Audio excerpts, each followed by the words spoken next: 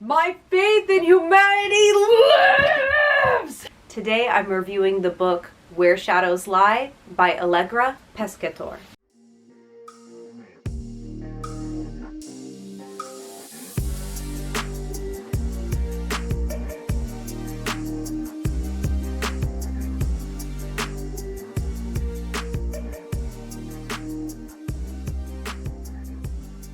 Welcome back to the crypt. Earlier this year, I was sent an email from the author asking me to review the book, and this is the pitch that the author gave me. I'm a disabled author writing fantasy and sci-fi featuring disabled protagonists getting their own stories instead of being sidelined.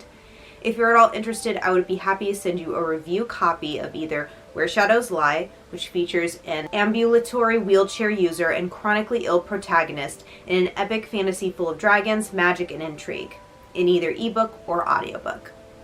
So as before, I like to pay for all of my books that I review as of right now. So even though it was a very sweet offer for something to be sent to me, I actually went ahead and told the author that I'd purchase it myself, and I did. I went ahead and purchased the audiobook version. Now this book is actually part of a series, and this is book 1. Book 2 has been released. Now let me get you a little bit more info from the author's website about book 1, Where Shadows Lie. Disabled since childhood, his little sister never expected the weight of a crown. Now she might lose it before ever sitting on the throne. Beset by rebels, scheming politicians, and cutthroat bankers, Eleanor must choose between accepting her father's despotic rule or risking everything for her dead brother's lofty ideals. Meanwhile, from the rainy streets in Lurin to the scorching dunes of the Mondir Desert, the ripples of her actions have inadvertently broken a chain of events 5 centuries in the making. Ancient forces move in the shadows, calling in debts and striking deals. A monster with 1,000 faces fingers his knife ready to kill, and a pair of refugees run for their lives, unaware of the danger they carry with them. So, now that we have all of that set up, which is very exciting, let's go ahead and dive right into the review. Our main lead is Eleanor, although the focus does shift between a couple other characters. The cast is, I would say, a pretty decent size. It's not the most massive I've seen, but it's a hefty size. It's not just a handful of people.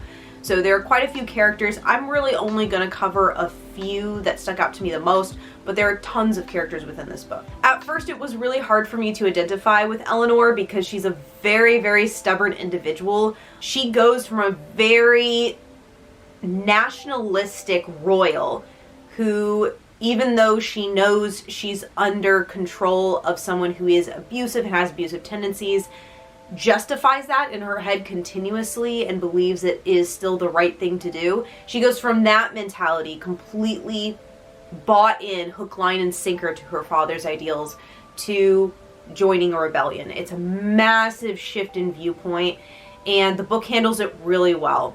In fact, it takes the entire book to get Eleanor to the space she ends up at the very end. Because the reality is, a lot of books I see where there is a royal or someone who is relatively privileged having a moment where they kind of wake up and see the reality of their situation, a lot of times it's handled incorrectly because not enough time is given to allow that massive perspective change. I don't think people realize how easy it is to normalize abuse and to normalize bad behavior when it's all you've ever known, and how difficult it is to recognize that for what it really is and turn your life around and get away from it. It's very, very difficult, and I really appreciate the fact that the author took the time necessary to draw Eleanor to the conclusion she needed to come to without forcing her to come to those conclusions from a plot perspective. Because some really horrible things happen in front of Eleanor that make it very clear that, like, the people she has sworn her life to are bad people, and yet she continues to defend them for a good half or more of the book. And as frustrating as that can be sometimes for readers, it's actually very realistic to how abuse victims are. Her arc is not only the clearest, but I would say the most impactful, which makes sense considering she's the main lead. But not all books have leads with such clear character progression. This makes her final actions all the more powerful because there's so much build up for her learning and fixing and working on herself and coming to terms with reality.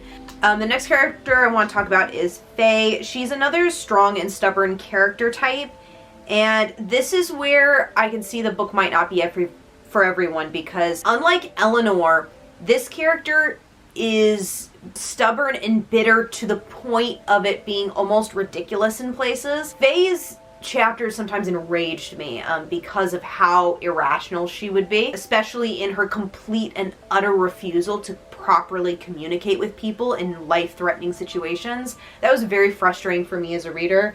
I did start slowly warming to her by the end of the book, but it did take the entire book for me to come to terms with her as a character. She takes out her anger on pretty much everyone, but mostly Frederick. And to be fair, Frederick is kind of an a-hole, to be honest with you. I don't like Frederick either. Like, at least he can more often admit he's wrong. Faye is just a certain type of character that if I were to meet this character in real life, I would hate this person, like deep-seated hate this person. But in that way, I think lies a great strength in this book. These characters, her being stubborn isn't necessarily, like, it's definitely a character flaw, but it's a character flaw that, once again, just like Eleanor, it makes sense for the character. It's just annoying for me, but it makes sense for the character to be that way. It's not like this is out of pocket. This is one of those things that if you're easily frustrated by these kind of characters, it might be a little hard at the beginning of the book. For me, it was fine because the writing is so good, and like I said, it wasn't ill written. It was written well. It was almost written too well in some ways. That's why these characters were a bit frustrating, because they're at the beginning of their journeys and they need to become better people. Some other characters, real quick. Damien, he's another, I would say he's almost a secondary lead. If I had to say, there are three main groups in this book that are focused on: Eleanor, Faye, and Frederick, because those two end up kind of in a similar area at one point. Damien. He's one of those characters that's immortal, sort of. That was a part of the book I wasn't super sure about. I wasn't super clear exactly how everything played out. I know there's a lot about the magic and a lot about history. This is a character that's seen a lot of the historical events happen. It's interesting to have a character who's seen so much occur around him and has such a different perspective than the characters who are in the moment themselves. It's a really good middle ground, because we also have gods in this story that are far older than anything else. So you've got the gods, that they have a whole lineage and history completely separate. And then you have the humans, which have pretty short lifespans, and their history, which is going on, including a rebellion going on. And then you've got this guy, Damien, who's kind of in the middle, and he's kind of seen a bit of both worlds. And I think that was really smart to include that, because it does mean we get a lot more perspective from the gods earlier on in the book, which we might not have gotten otherwise. If you like gray area characters that aren't wholly morally good, aren't wholly morally bad, I think you'd really enjoy his character type. I really like the relationship between Paul and Eleanor. Paul is Eleanor's dueña. I believe I said that correctly, dueña. That means that he protects her and has since she was a child. He's her personal guard. And he ends up having more of a father figure kind of relationship with Eleanor than Eleanor's father. He's a horrible person. So that was really cool to see, especially because you got that contrast between how Eleanor is treated by the people who truly care about her versus how she is treated by her biological father. The world itself was surprisingly massive. I had no clue how big this world was until I was about, I would say about 1/3 through. Then I was like, oh, this is a huge world. We start in this capital, Lyrian, and we just slowly start splintering out. There are whole other countries, there are other cultures, other religions in this world. There are tons of political affiliations and alliances that are different from each other, and why. I think what I would compare this to would be Six of Crows, actually. It's that level of world building. History is talked about here and there are allusions to it made, and they all line up and make sense, and the progression of the world itself makes sense. So at the start of every chapter, there is a little excerpt from either a letter, a personal journal entry, or a history book or philosophy book of the world itself. A lot of authors do this incorrectly. It tends to take up room and not like provide very much information.